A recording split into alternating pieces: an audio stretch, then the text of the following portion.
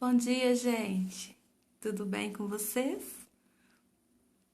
Eu estou bem, graças a Deus. A gente já está no capítulo 20. Glória a Deus. Livro de Lucas. Vamos orar? Senhor, obrigado por estarmos aqui, Senhor, no capítulo 20. Senhor, te pedimos que continue nos ajudando, Senhor. Abre nossa mente, Senhor. Tira toda a trave dos nossos olhos, tudo que não vem de Ti, Senhor, para impedir que a gente compreenda, entenda a Tua palavra, Senhor. Que ela entre, que ela penetre em nosso coração, Senhor, e que ela faça morada em nós, Senhor. E que a gente possa produzir através dela frutos que Te agradam, Senhor, em nome de Jesus, Deus. Nós queremos fazer a Tua vontade. Nos ajuda, Senhor. Nós precisamos de Ti, Senhor. Fica conosco. Em nome de Jesus. Amém. Glória a Deus. Então vamos lá. Capítulo 20 do livro de Lucas. Versículo 1. Certo dia, quando Jesus estava ensinando o povo no templo e pregando as boas novas, chegaram-se a ele os chefes dos sacerdotes, os mestres da lei e os líderes religiosos, e lhe perguntaram: com que autoridade está fazendo estas coisas? Quem te deu essa autoridade? Ele respondeu: eu também lhes farei uma pergunta. Digam-me, o batismo de João era do céu ou dos homens? Eles discutiam entre si, dizendo: se dissermos do céu, ele perguntará: então, por que vocês não creram nele? Mas se dissermos dos homens, todo o povo nos apedrejará, porque convencidos estão de que João era um profeta. Por isso responderam: não sabemos de onde era. Disse então Jesus: tampouco lhes direi com que autoridade estou fazendo estas coisas. Versículo 9. A parábola dos lavradores. Então Jesus passou a contar ao povo esta parábola. Certo homem plantou uma vinha, arrendou-a a alguns lavradores e ausentou-se por longo tempo. Na época da colheita, ele enviou um servo aos lavradores para que parte do fruto da vinha. Mas os lavradores o espancaram e o mandaram embora de mãos vazias. Ele mandou outro servo, mas esse também espancaram e o trataram de maneira humilhante, mandando-o embora de mãos vazias. Enviou ainda um terceiro, e eles o feriram e o expulsaram da vinha. Então o proprietário da vinha disse: que farei? Mandarei meu filho amado? Quem sabe o respeitarão. Mas, quando os lavradores o viram, combinaram entre si, dizendo: este é herdeiro, vamos matá-lo, e a herança será nossa. Assim lançaram-no fora da vinha e o mataram. O que lhes fará então o dono da vinha? Matará aqueles lavradores e dará a vinha a outros. Quando o povo ouviu isso, disse: que isso nunca aconteça. Jesus olhou fixamente para eles e perguntou: então qual é o significado do que está escrito? A pedra que os construtores rejeitaram tornou-se a pedra angular. Todo o que cair sobre esta pedra será despedaçado, e aquele sobre quem ela cair será reduzido a pó. Os mestres da lei e os chefes dos sacerdotes procuravam uma forma de prendê-lo imediatamente, pois perceberam que era contra eles que ele havia contado essa parábola. Todavia tinham medo do povo. Versículo 20. O pagamento de imposto a César. Pondo-se a vigiá-lo, eles mandaram espiões que se fingiam justos para apanhar Jesus em alguma coisa que ele dissesse, de forma que o pudessem entregar ao poder e à autoridade do governador. Assim os espiões lhe perguntaram: Mestre, sabemos que falas e ensinas o que é correto e que não mostras parcialidade, mas ensinas o caminho de Deus, conforme a verdade. É certo pagar imposto a César ou não? Ele percebeu a astúcia deles e lhes disse: Mostrem-me um denário. De quem é a imagem e a inscrição que há nele? De César, responderam eles. Ele lhes disse: Portanto, deem a César o que é de César, e a Deus o que é de Deus. E não conseguiram apanhá-lo em nenhuma palavra diante do povo. Admirados com a sua resposta, ficaram em silêncio. Versículo 27. A realidade da ressurreição. Alguns dos saduceus que diziam que não há ressurreição aproximaram-se de Jesus com a seguinte questão: Mestre, disseram eles, Moisés nos deixou escrito que se o irmão de um homem morrer e deixar a mulher sem filhos, este deverá casar-se com a viúva e ter filhos para o seu irmão. Havia 7 irmãos. O primeiro casou-se e morreu sem deixar filhos. O segundo e o terceiro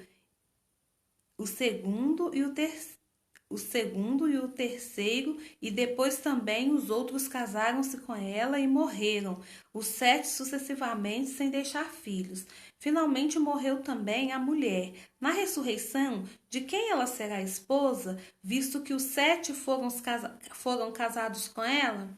Jesus respondeu: Os filhos desta era casam-se e são dados em casamento, mas os que forem considerados dignos de tornar parte da era que há de vir, e na ressurreição dos mortos, não se casarão nem serão dados em casamento, e não podem mais morrer, pois são como anjos. São filhos de Deus, visto que são filhos da ressurreição, e que os mortos ressuscitam. Já Moisés mostrou no relato da sarça, quando ao Senhor ele chama Deus de Abraão, Deus de Isaque e Deus de Jacó. Ele não é Deus de mortos, mas de vivos, pois ele todos... Mas, peraí, deixa eu ler de novo esse pedaço. Ele não é Deus de mortos, mas de vivos, pois para ele todos vivem. Alguns dos mestres da lei disseram: Respondeste bem, mestre, e ninguém mais ousava fazer-lhe perguntas. Versículo 41. O Cristo é Senhor de Davi. Então Jesus lhes perguntou: Como dizem que o Cristo é filho de Davi? O próprio Davi afirma no livro de Salmos: O Senhor disse ao meu Senhor: Senta-te à minha direita, até que eu ponha os teus inimigos como estrado para os teus pés. Portanto, Davi o chama Senhor. Então, como é que ele pode ser seu filho? Estando todo o povo a ouvi-lo, Jesus disse aos seus discípulos: Cuidado com os mestres da lei. Eles fazem questão de andar com roupas especiais e gostam muito de receber saudações nas praças e de ocupar os lugares mais importantes nas sinagogas e os lugares de honra nos banquetes. Eles devoram as casas das viúvas e para disfarçar fazem longas orações. Esses homens serão punidos com maior rigor. Glória a Deus, aleluia. Acabamos de ler aqui o capítulo 20 do livro de Lucas. E é um capítulo assim que o Senhor novamente vem explicando muito a gente através das parábolas, né? Jesus gostava muito de exemplificar a palavra de Deus através de parábolas. E aqui nesse capítulo 20, assim, o que mais assim tocou assim meu coração foi essa parte aqui. A autoridade de Jesus é questionada. Como eles tinham coragem, né, os fariseus, eu penso assim que eles estavam com a visão muito mesmo fechada, porque eles eram religiosos, eram pessoas que estudavam a palavra de Deus. Então, assim, como pessoas, eu fico meditando, eu fico pensando como pessoas que estudam, que leem as escrituras, podem estar assim tão fechados, com a visão tão fechada, o próprio Cristo ali diante deles, e eles questionando, e eles duvidando. Então, assim, eles tinham que estar mesmo cegos. Eram cegos mesmo espiritualmente falando. Eles eram cegos. Porque não é possível que uma pessoa que conheça a palavra continue a viver da mesma forma. Então, assim, não é mudado pela palavra que lê. Entende? Essa palavra não são palavras vazias, são palavras poderosas. Isso é um livro poderoso. Então, assim, a minha oração hoje é que pra gente, que o Senhor cada vez mais abra a nossa visão, para que nada aqui, ó, fique obscuro a gente, para que seja revelado a vontade dele, porque a vontade dele é boa, perfeita e agradável. Mas a gente precisa estar com o coração aberto para isso, e é isso que eu acho que faltava nos fariseus. Eles conheciam a palavra? Sim, conheciam, tanto é que eles articulavam, eles queriam pegar Jesus através da palavra. O diabo ele conhece a palavra. Vocês lembram lá de Jesus no deserto, que ele foi tentado por Satanás?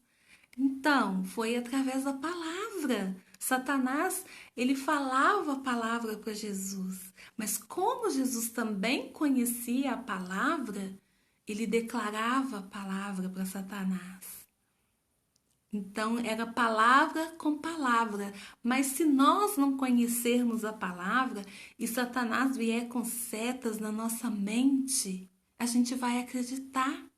Então é importante a gente conhecer as escrituras, mas aliado a isso, a gente tem que ter um coração aberto. A terra do nosso coração, ela tem que ser boa. Porque se a terra aqui, ó, se a terra do nosso coração não for boa, não vai germinar. A palavra não vai dar frutos na nossa vida. A gente vai apenas conhecê-la. É como se ela caísse nas pedras, né? Lembra das sementes que iam caindo pelo caminho? E que a semente tinha que cair em terra boa para germinar e dar frutos. Então, tá vendo? Eu tô falando com vocês e Deus vem trazendo a palavra ao mesmo tempo que eu vou falando. Deus vai trazendo a palavra à minha mente. E vai tudo se encaixando, sabe? Eu não planejo aqui para falar, eu leio a palavra e Deus vai trazendo as coisas no meu coração. E ao mesmo tempo que ele vai trazendo através aqui de uma palavra que está no capítulo 20 de Lucas, ele foi trazendo Jesus lá sendo tentado no deserto, e agora a questão das sementes que foram lançadas à beira do caminho. Então Deus vai ministrando a palavra na nossa mente e no nosso coração. Então a gente precisa conhecer, mas voltando aqui no raciocínio da gente ter um coração bom, da nossa terra do coração, da terra do nosso coração ser uma terra boa. Se não for, gente, não adianta nada a gente conhecer as escrituras, vai ser igual, me perdoem a forma de dizer, mas vai ser como Satanás, vai ser como os fariseus. Eles conheciam as escrituras, mas eles não deixavam ser moldados por ela, entendeu? Então, assim, que a terra do nosso coração, ela seja uma terra boa, que a gente abra o nosso coração para o Senhor realmente nos mudar, porque o Senhor nos deu livre-arbítrio. Ele não fez robôs. Ele fez seres humanos pensantes, inteligentes. Então, que a nossa inteligência nos leve ao Senhor. Amém? Então, assim, essa é a minha oração hoje, para que eu e você não permita que essas escrituras, que o que a gente está aprendendo aqui, seja só um conhecimento, mas que essa palavra entre, penetre no nosso coração, e que a nossa terra aqui seja frutífera, seja uma terra boa. Amém? Então fiquem com Deus, meditem aí, tá bom? Permitam-se viajar na palavra. Tá vendo tantas coisas o Senhor vai trazendo à minha mente? Então permita-se, Senhor, fala comigo, Senhor, o que o Senhor quer que eu aprenda? O Senhor quer me corrigir hoje? Eis-me aqui, eu quero aprender, pode me disciplinar, Senhor. Mas eu quero a tua boa, perfeita e agradável vontade. Eu quero viver nesse caminho, Senhor. Eu quero trilhar essa estrada. Me ajude, Deus. Amém? A gente precisa da ajuda dele. Sem o Espírito Santo a gente não consegue. Mas como eu disse, Deus não fez robôs.